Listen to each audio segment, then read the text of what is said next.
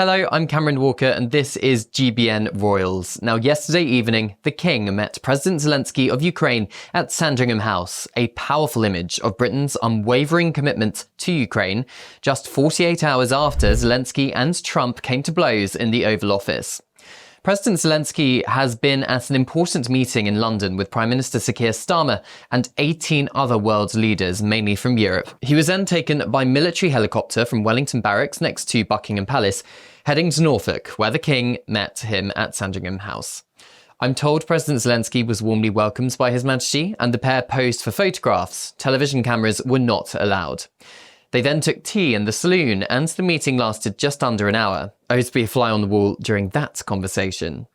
The meeting sent a powerful message, a strong image that Britain wholeheartedly supports Ukraine.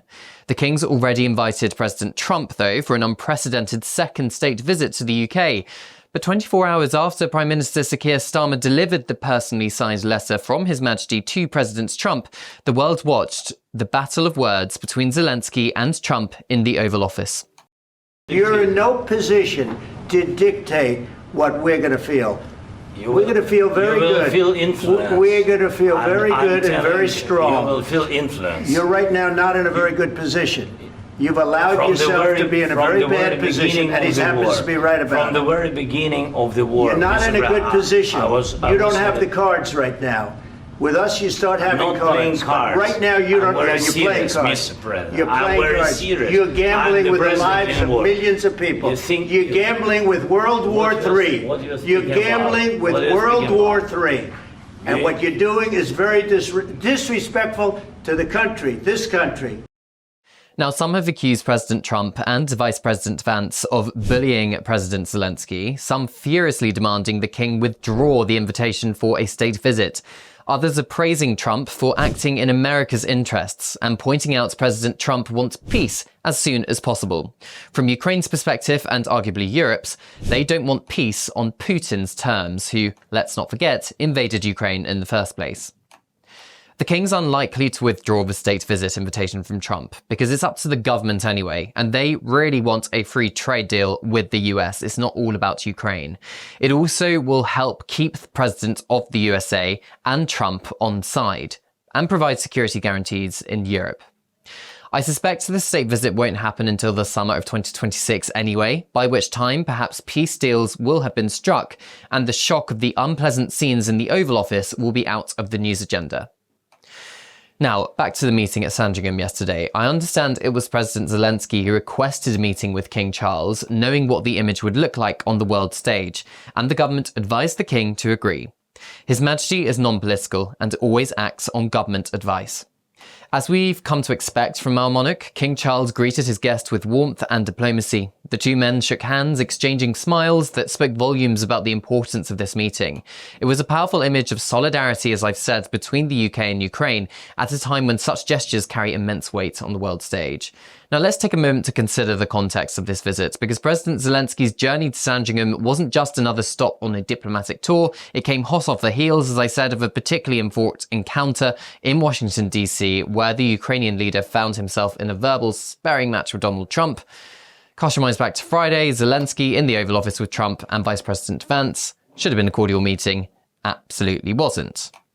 The argument was sparked by President Zelensky suggesting that the United States, protected by its nice ocean, and that's a quote, doesn't fully grasp the consequences of Russia's invasion of Ukraine.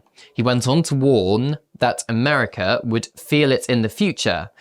Now, as any seasoned observer of Donald Trump knows, he was pretty swift and characteristically blunt. He accused Zelensky of gambling with World War III, as you just heard, and declaring that Ukraine isn't in a good position right now.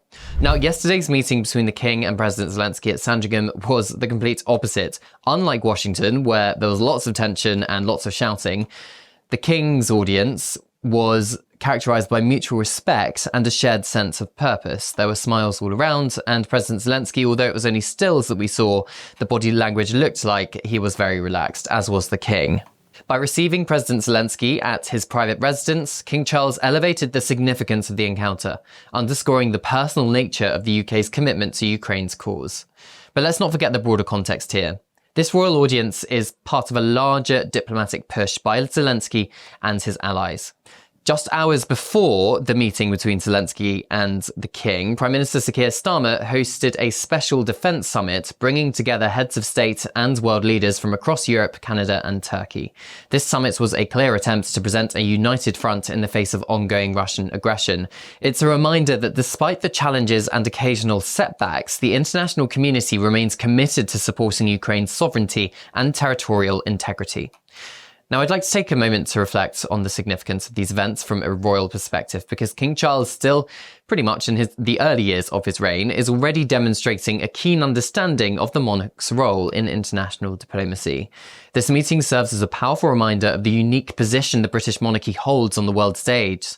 And monarchists will probably argue that while political leaders may come and go, the continuity provided by the crown allows for the cultivation of long-term relationships with other nations. It's a soft power that few other countries can match. For Zelensky, this meeting provided a much-needed boost after the bruising encounter in Washington. The warm reception from King Charles, as well as the defence summit yesterday, helps to reset the narrative. It shifts the focus from the confrontation in the White House to collaboration here in the United Kingdom. But let's not get ahead of ourselves, because the challenges facing Ukraine clearly remain immense. The war still rages on, and the toll on Ukraine's people and infrastructure continues to mount. Ukraine sees support from Europe and the USA as crucial. President Zelensky leaves the UK with renewed assurances of support and a powerful image of solidarity to take back to his people. But the road ahead remains long and fraught with challenges. Earlier on, I spoke to Eamon Holmes and Ellie Costello on Breakfast. Now, it was a busy day for both the King and the Ukrainian President Volodymyr Zelensky yesterday as the pair met at Sandringham. OK, it comes amidst calls for the state visit invitation for Donald Trump to be rescinded after last Friday's bust-up at the Oval Office. Here's Cameron Walker, our royal correspondent, with his take on this. Do you think there is an embarrassment now associated with this? Well, the King will never do anything without the government's go-ahead. Yes. Now, I understand, according to government sources, it was President Zelensky who asked for a meeting with His Majesty the King. The government agreed, and obviously, therefore, by extension, the King agreed. Do you think Zelensky would have gone there and said, look, Your Majesty, do you really think this is a good idea, seeing Trump? Do you think that would have been on the... Even if he was bold enough to ask the King the question, the King would not give him a straight answer, I would guess, because it's up to the Prime Minister, really, and the government whether to rescind a state visit. It would be so absolutely, incredible if the state visit was rescinded. I suspect what's going to happen is it's going to be kicked into the long grass, and they're going to hope that by the time the state visit comes around, probably next summer, all of this will have been sorted out in terms of the Ukrainian backstop and the minerals deal and all the rest of it. But clearly, 48 hours after the Prime Minister gave Donald Trump the letter inviting him for this unprecedented second state visit, the row with Zelensky in the Oval Office 24 hours later, and then we have this incredible image of the King with President Zelensky. Now, the President was flown via military helicopter from Wellington Barracks next to Buckingham Palace to Sandringham, where the King was staying. The meeting, I understand, lasted just under an hour. He was warmly received by the King. They had tea in the saloon, as you do if you're meeting the King. As to the details as to what was discussed, Buckingham Palace remaining incredibly silent on that one. But the King kind of doesn't need to say anything, because I think this image that you're seeing on your screen alone says enough. The King supporting Zelensky. In the coming days and weeks, we'll be keeping a close eye on developments both in Ukraine and in the corridors of power here in the UK and around the world. Thank you for watching. This has been Cameron Walker. Don't forget to subscribe for more royal updates.